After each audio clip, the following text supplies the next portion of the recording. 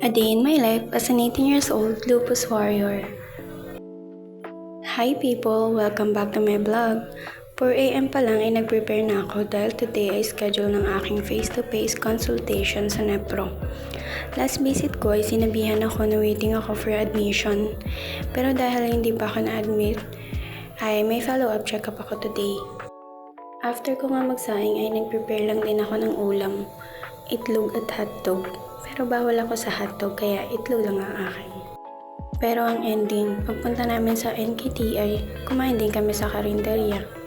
After ko nga i-prepare yung itlog at hotdog ay prinito ko na rin to agad. Sinabay ko na rin yung pagsasangag ng kanin na natira namin kagabi.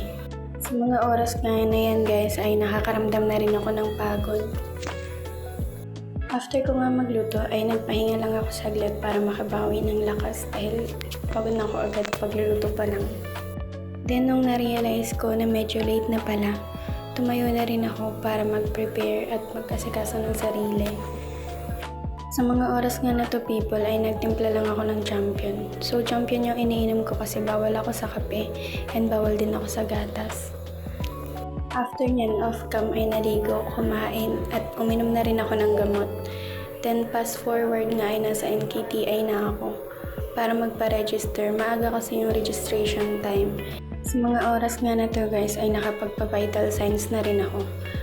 At nakakuha ng number. So, number 1 tayo sa Pedia Nepro.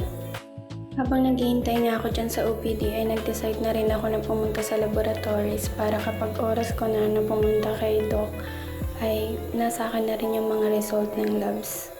Nung nakausap ko nga si Doc ay sinabihan niya ako na isisingit niya na lang ako today para ma-admit ako dahil medyo mahirap talaga makakuha ng bed at kailangan ko ng masyclo. So habang nasa loob kami ng OPD ay tumawag na si Ate Melanie kay Mama para magpalit sila dahil hindi pwedeng si Ate Melanie ang magbabantay sa akin. Sabi sa akin ni Doc ay for clearance muna ako ng mga laboratories, dapat wala akong kahit anong infection bago ako masyclo. Fast forward nga ay nandyan na si Mama at naghihintay na kami sa ward. Habang naghihintay nga ay kumain na rin kami ng dinner kasi medyo matagal talaga kami naghihintay. Gabi na ako nakapasok sa ward. Nung naghihintay nga people ay sobrang sama na talaga ng pakiramdam ko dyan at sumasakit na yung mga kasukasuan ko. Kaya sabi ko sa sarili ko pagdating ko talaga sa ward ay hihiga ako agad. Fast forward nga ay nakarating na rin kami sa ward at inuna ko talaga magpahinga dyan. So for clearance na lang ako ng laboratory bago ako masyclo. That time nga ay nakuha na rin ako ng dugo. So yun lang muna.